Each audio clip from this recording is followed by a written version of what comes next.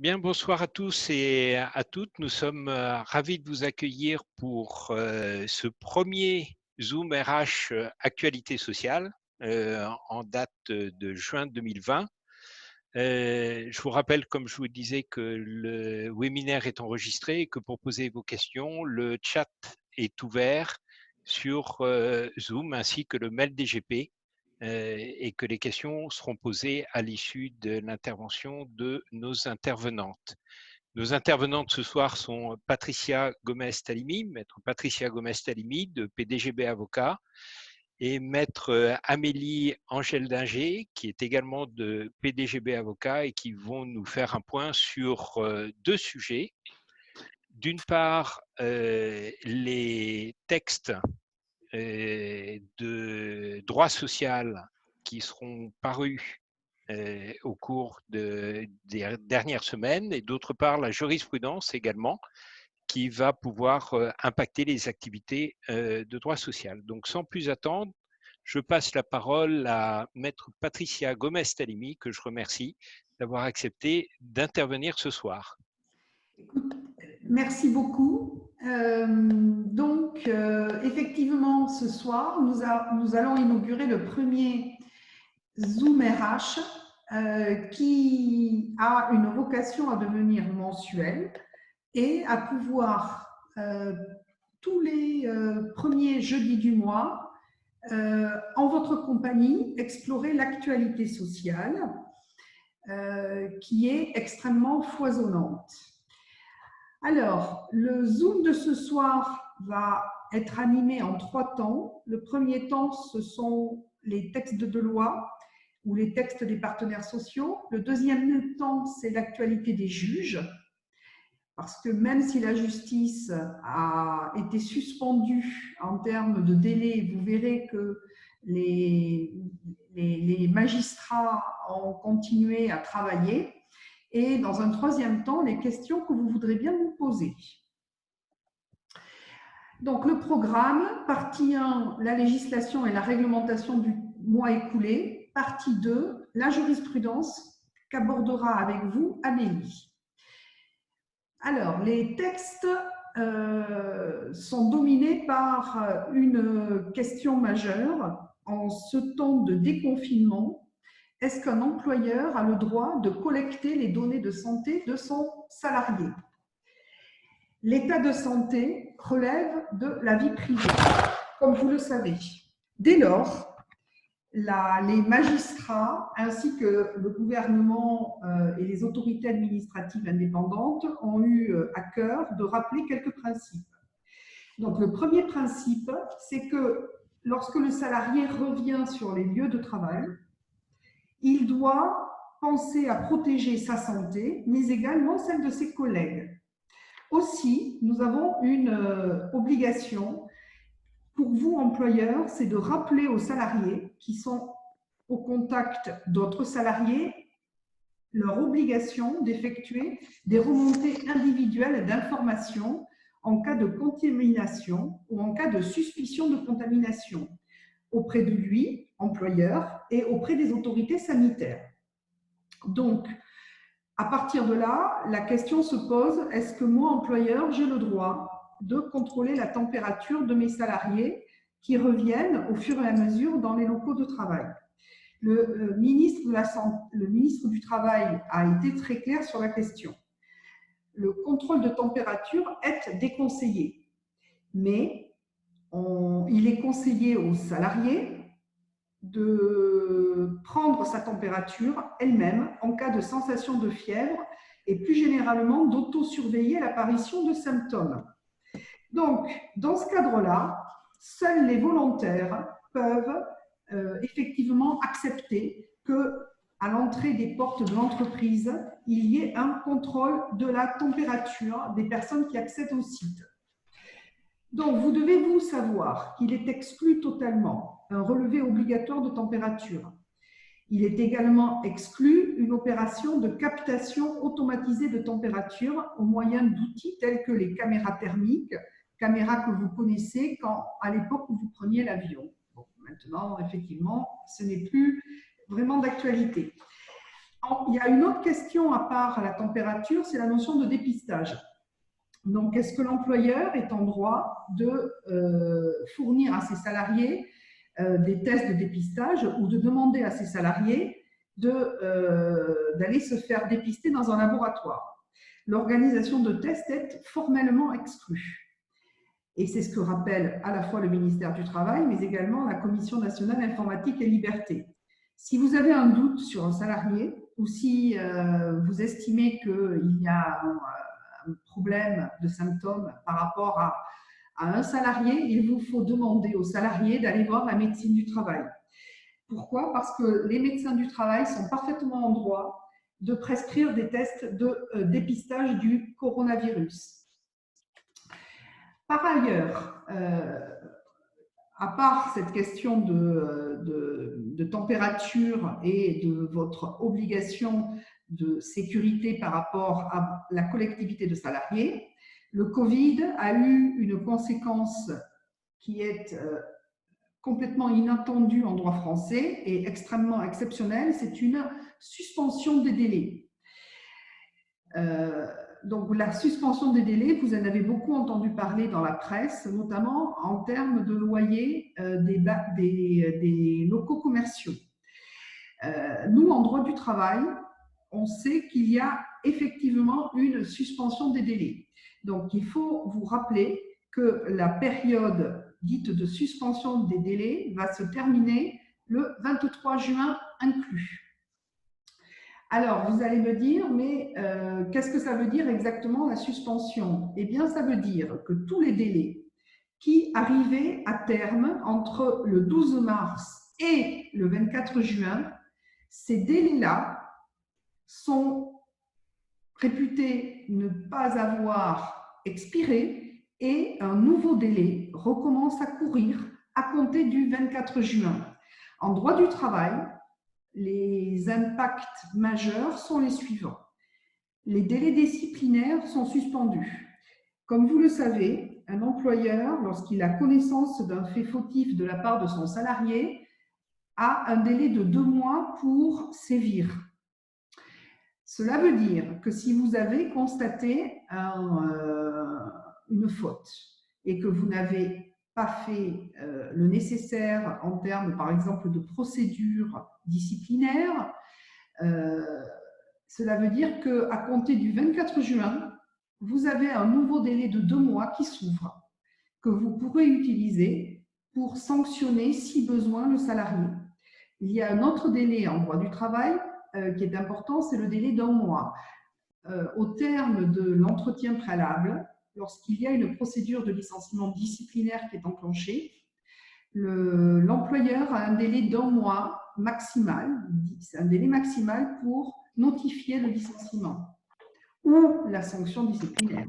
Donc, en droit du travail, les délais sont suspendus et recommencent à être en pleine vigueur à compter du 24 juin. Nous l'avons vu en droit disciplinaire, nous l'avons vu également en termes d'épargne salariale, où il y a par exemple des délais qui sont existants pour le déblocage anticipé des droits des salariés en termes d'intéressement et de participation.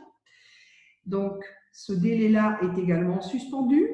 À la base, les délais étaient de 6 mois à compter du début de l'année. Donc, ces délais-là sont suspendus. Et on a tout ce qui concerne les salariés protégés, le licenciement des salariés protégés. Le troisième texte qui est important et qui vous concerne tous, c'est le déconfinement dans la métallurgie. Donc, la Fédération professionnelle de la métallurgie est une des fédérations les plus actives aujourd'hui. Elle a été sur le confinement, elle est sur le déconfinement. Donc, la Fédération de la métallurgie, l'UIMM, mais également avec les partenaires sociaux, que sont les syndicats, la CFDT, Force ouvrière et la CGC de la métallurgie, qui sont dynamiques. Donc, ils ont fait des propositions nationales sur comment aider les entreprises à lutter contre les difficultés économiques qui sont déjà prégnantes aujourd'hui en raison du confinement. L'objectif des partenaires sociaux dans la métallurgie est d'éviter des licenciements économiques. Pour ce faire, ils ont édité un communiqué de presse très important qui est un communiqué du 18 mai 2020. Il est notamment suggéré dans le dit communiqué de presse, une prolongation du dispositif d'activité partielle, mais également un dispositif de fin de carrière pour faire en sorte que, comme on l'a connu dans le passé, il y ait des préretraites progressives financées par l'État avec l'embauche de jeunes diplômés par exemple. Il souhaite aussi dans la métallurgie que l'on puisse généraliser le prêt de main-d'œuvre entre les entreprises qui ont besoin de main-d'œuvre et les entreprises qui aujourd'hui n'ont pas une activité suffisante et qui ne veulent pas licencier. Donc, il y a un dispositif parmi tout ça qui est très important parce que d'ores et déjà, sachez-le, le gouvernement, le Sénat et l'Assemblée nationale ont repris l'idée. C'est la création d'un nouveau dispositif d'activité partielle qui devrait être promulgué dans les jours qui viennent, puisque aujourd'hui l'Assemblée nationale est en passe d'adopter la loi. Il y a eu un accord entre le gouvernement, l'Assemblée nationale et le Sénat pour créer ce dispositif.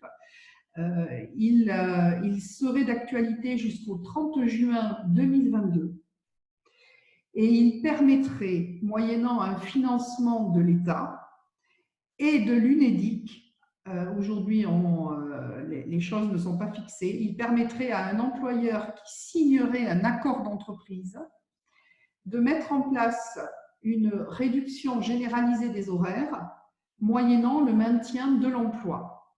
Et dans ce cas-là, il y aurait une allocation et une indemnité, la même chose que vous connaissez aujourd'hui, qui serait versée l'allocation à l'employeur, l'indemnité au salarié. Alors justement, quatrième thème de l'actualité, il ne vous a pas échappé que depuis le 1er juin, les conditions de l'activité partielle, les conditions financières ont été modifiées. En effet, il y a eu une baisse de l'allocation qui est versée par l'État à l'employeur. Il est important que vous sachiez que pour le coup, cette baisse, donc la baisse maintenant c'est 60%, c'est un remboursement à la hauteur de 60%. Sachez-le, avant, le remboursement était de 70%. Pour autant, le salarié, lui, ne verra pas de changement puisque le montant de l'indemnité qui est versé par l'employeur au salarié reste identique et est de 70% de la rémunération. Donc, vous savez qu'il y a une limite. La limite est de 4,5 fois le SMIC. Donc, la prise en charge par l'État et l'UNEDIC est limitée à 4,5 fois le SMIC et les entreprises sont remboursées de 60% du salaire brut au lieu de 70% précédemment. Il me semble que vous avez une diapo d'ailleurs à ce sujet. Oui, absolument. Tout à fait. Donc, cette baisse n'est pas applicable sur tous les secteurs, puisque certains secteurs fermés administrativement, comme le spectacle, le tourisme ou l'événementiel, continuent, eux, à bénéficier d'une prise en charge à 100% par l'État. Donc, un autre thème, c'est l'entretien professionnel. L'entretien professionnel d'état des lieux était un rendez-vous obligatoire sur l'année 2020. Il devait obligatoirement intervenir dans les premiers mois de l'année 2020, sous peine d'une forte amende pour l'entreprise. Donc, l'entretien devait avoir lieu au plus tard le 1er juin 2020. C'était un entretien qui couronnait 6 années d'ancienneté pour le salarié, étant précisé que cet entretien-là était désormais suspendu et peut avoir lieu pour l'entreprise avant le 31 décembre 2020. Donc, on a une date limite qui est posée désormais au 31 décembre 2020 pour l'entretien professionnel. Notons également que vous pouvez organiser cet entretien professionnel via une visioconférence. C'est vous dire combien l'État et les pouvoirs publics se sont adaptés à la problématique du retour dans les locaux. L'état des lieux récapitulatif est réalisable jusqu'au 31 décembre 2020. Enfin, on a une nouvelle aide à tout ce qui est transport du salarié en dehors du transport classique via la voiture diesel ou essence. Donc, on a mis en place un forfait mobilité durable et les frais personnels des déplacements des salariés sont désormais pris en charge par l'employeur qui, outre, alors c'est naturellement une faculté, qui, outre les frais de carburant ou d'alimentation d'un véhicule électrique hybride, On a vu rapidement la diapo qui a glissé. Alors, on a une diapositive sur l'indemnité d'activité partielle et on a la mise en place du forfait mobilité durable. Parfait. Voilà, donc le forfait mobilité durable vise la voiture électrique, la voiture hybride ou à hydrogène, le vélo, le covoiturage et les engins de déplacement personnel, en autopartage également et les titres de transport en commun hors abonnement. Donc, il y a une exonération d'impôt sur le revenu à la hauteur de 400 € par an et par salarié. Le forfait est cumulable avec l'abonnement transport en commun, mais l'avantage fiscal ne pourra pas dépasser le montant maximal de 400 €. Voilà. Et enfin, il y a la création d'un nouveau congé qui est un congé dit de deuil par rapport aux enfants de moins de 25 ans. Ce congé dit de deuil est un congé qui s'ajoute au congé pour décès d'un enfant. On signale cette nouveauté législative parce qu'il y a eu une controverse qui s'était développée juste avant le confinement et l'Assemblée nationale a eu à cœur de faire en sorte que ce type de contentieux ne vienne pas polluer les débats dans les mois à venir par rapport aux familles et par rapport aux salariés. Voilà, Jean. Voilà le tour de piste rapide des textes législatifs et réglementaires. Merci beaucoup, Patricia Gomez-Salimi, pour ce tour d'horizon. Juste un point sur ce dernier sujet. Il faut rappeler qu'il y a 6 000 décès par an à peu près de personnes de moins de 24 ans en France. 2500 qui concernent les enfants dans la première année et 2300 à peu près qui concernent les adolescents entre 14 et 25 ans. Donc, ça touche un nombre significatif de salariés. Il faut savoir que chez les adolescents, typiquement, les accidents de la route et les suicides sont les 2 premières causes de mortalité de loin en France. Merci pour ce tour d'horizon. Je vais passer la parole à Amélie et Angèle Linger, qui va prendre le relais pour la partie jurisprudentielle. Amélie. Merci Jean, merci Patricia pour ce tour sur les textes législatifs. Et maintenant, on va passer donc à la jurisprudence. Comme le disait Patricia, les juges, pendant la période de Covid, ont continué à rendre des décisions sur divers thèmes. Et pour commencer, on va s'intéresser à des arrêts qui ont été rendus sur la conclusion du contrat de travail. Les 2 premiers donc, sont en date du 18 mars 2020 et le premier sujet, c'est le forfait annuel en jours. Dans cet arrêt, vous aviez un salarié, donc un responsable de ressources humaines précisément, qui avait contesté une clause de son contrat de travail relatif au forfait annuel en jours. Et La problématique était la suivante, il avait une convention de forfait en jour qui était mixée avec, entre guillemets, un forfait en heures, 182 heures mensuelles. Il contestait, il souhaitait la nullité de cette convention, on l'aura compris, pour des raisons financières, pour pouvoir demander derrière des rappels d'heures supplémentaires. Donc, il a fait une demande de résiliation judiciaire sur cette nullité, notamment de convention de forfait annuelle. Et vous avez la Cour de cassation qui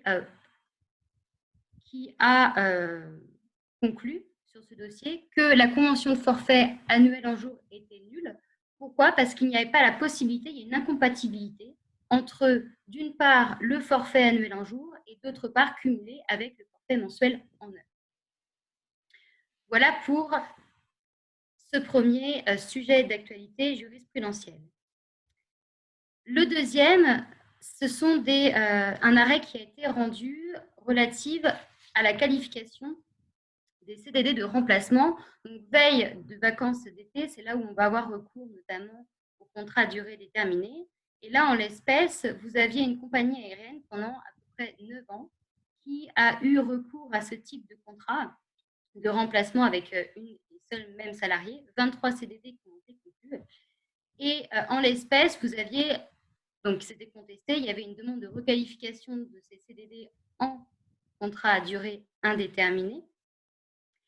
Et l'employeur contestait bien évidemment cette saisine des tribunaux en disant qu'il y avait une liberté contractuelle de conclure ces CDD et avait demandé à la Cour de cassation de transmettre cette question au Conseil constitutionnel.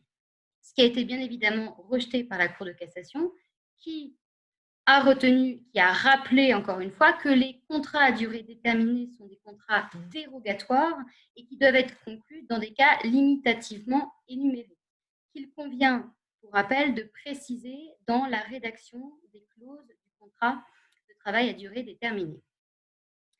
Cette exigence, contrairement à ce que prétendait l'employeur, était un motif d'intérêt général et d'une autre part, cette décision est là pour justement la lutte contre la précarité.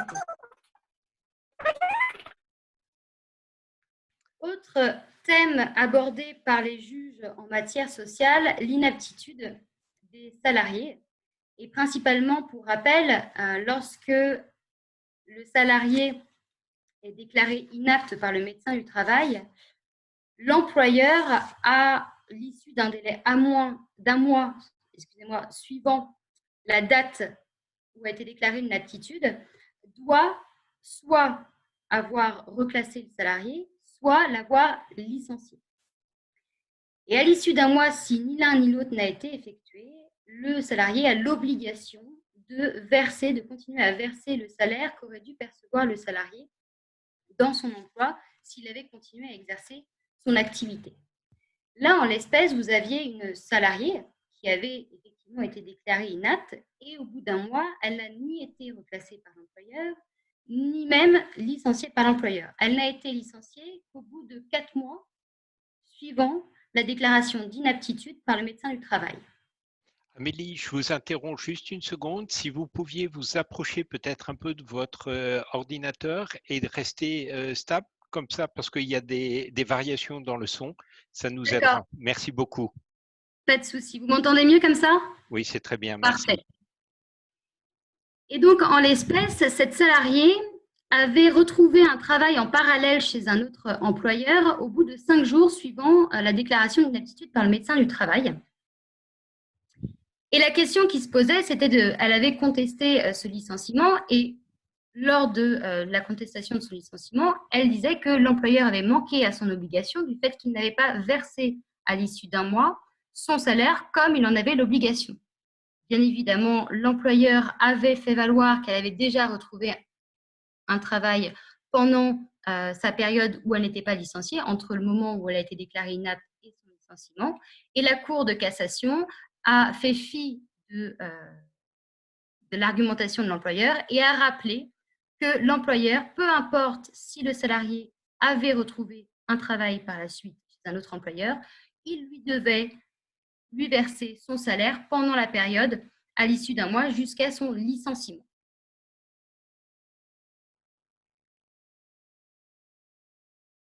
Autre thème, les accidents du travail. Nous avons fait le choix donc, de 2 arrêts de ces derniers mois, notamment en février, où 2 décisions ont été rendues sur le sujet. Le premier, c'était dans les faits une salariée qui avait été déclarée en accident de travail et a été reconnue en accident de travail. Et en contrepartie de l'accident de travail, elle percevait des indemnités journalières. Il se trouve que cette salariée, pendant la période où elle était en accident de travail et donc en arrêt de travail, a continué à exercer une activité rémunérée.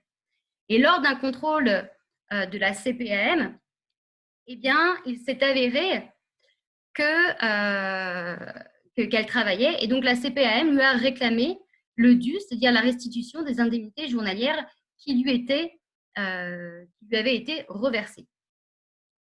Et là, la question qui se posait, c'est est-ce que la salariée a le droit d'exercer une activité rémunérée pendant qu'elle est en arrêt de travail et toucher des indemnités journalières? La Cour de cassation rappelle que lorsque l'arrêt de travail ne prévoit pas que la salariée peut reprendre une activité rémunérée, eh bien, elle ne peut pas percevoir, en exerçant une activité rémunérée, les indemnités journalières en parallèle. Ça, c'était un premier rappel de cette première jurisprudence, ce premier arrêt. La deuxième s'attache à la qualification de l'accident de travail en tant que tel. Sur ce deuxième arrêt, vous aviez un salarié qui avait eu un accident de travail sur son chantier. En l'espèce, il avait eu son genou qui avait gonflé, il s'était plein de douleurs, et donc il avait fait une déclaration d'accident de travail auprès de la caisse primaire d'assurance maladie, qui avait considéré qu'il ne s'agissait pas d'un accident de travail. Bien évidemment, il a fait appel de cette décision, et dans l'arrêt du 13 février 2020, la Cour de cassation s'est attelée à, encore une fois, préciser les conditions de reconnaissance de l'accident de travail en insistant bien sur la présomption de reconnaissance. Il est présumé imputable au travail l'accident, quelle qu'en soit la cause, qui est apparu soudainement au temps et au lieu de travail, ce qui était le cas en espèces. Et donc, la Cour de cassation a décidé que la CPAM aurait dû prendre en charge l'accident de travail au titre de la législation professionnelle.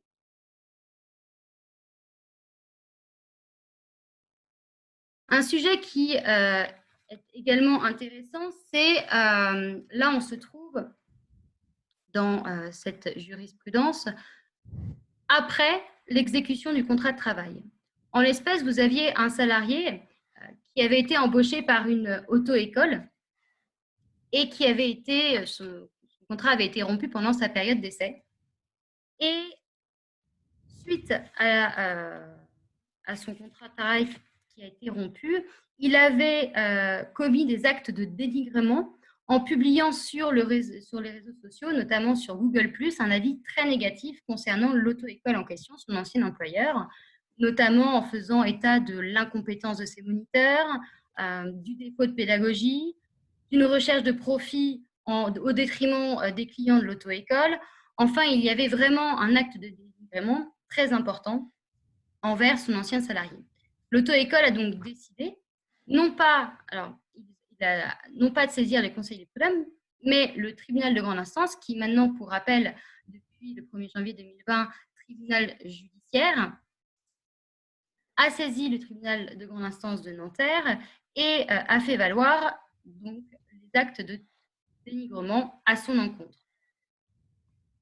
Dans cette histoire, pour sa défense, le salarié avait soutenu qu'il ne s'agissait pas de dénigrement, mais de diffamation pour faire valoir la prescription de la procédure, ce qui n'a pas été retenu par le tribunal de grande instance et a retenu à son encontre des actes de dénigrement, et il a été condamné à verser 1 000 € à la société et bien évidemment d'ordonner la suppression du commentaire litigieux sous astreinte.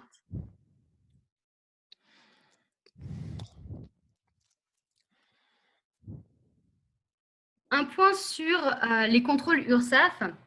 étant donné qu'en plus, à l'heure actuelle, vous avez un communiqué de presse du ministère du Travail du 13 mai 2020 qui est attrait à l'activité partielle et au contrôle notamment des entreprises qui auraient pu faire travailler en télétravail ces salariés alors qu'ils avaient été déclarés en activité partielle. Donc cette jurisprudence tombe à point nommé et pour faire un point sur la régularité des contrôles URSSAF. Et là, en espèces, vous aviez l'URSSAF qui avait fait plusieurs échanges avec les entreprises sur plusieurs points à améliorer dans l'entreprise.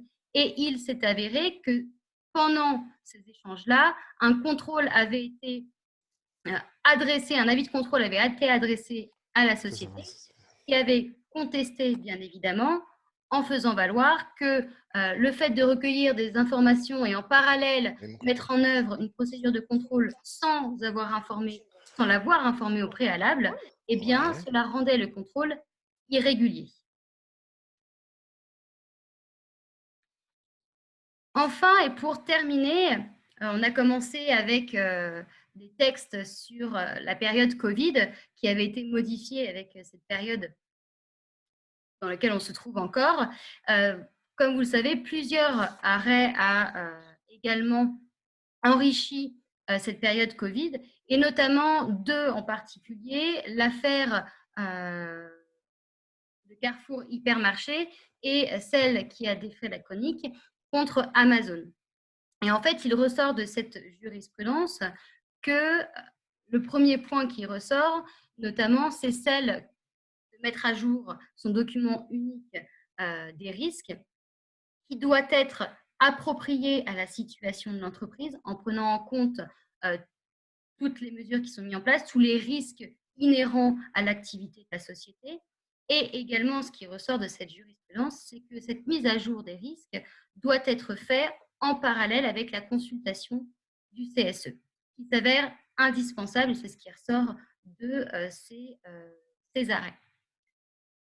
Un autre point aussi très important, notamment pendant cette période, avec le recours au télétravail, la grande nécessité de prendre en compte ces risques psychosociaux et de mettre en place des mesures qui pourraient permettre d'éviter ces risques, notamment pour les salariés, comme je le rappelais, en télétravail. Et enfin, et un point important, ce qui ressort de ces arrêts, c'est qu'il est obligatoire pour l'employeur, d'une part, d'informer ses salariés sur les mesures mises en place, sur les mesures qui vont être mises en place, sur la reprise progressive de l'activité, les points importants à respecter, et enfin les former. C'est-à-dire les former, par exemple, au port du masque, aux mesures de distanciation, aux mesures globalement qui a trait à la protection de leur santé et de leur sécurité. Voilà, c'est l'actualité RH sur la jurisprudence et les textes sont terminés. Je redonne la parole à Jean Fournier. Merci beaucoup Amélie pour ces points d'actualité. Maintenant, je vous rappelle que le chat est ouvert si vous voulez poser des questions. On a quelques questions qui nous sont arrivées par mail déjà et je vous en remercie.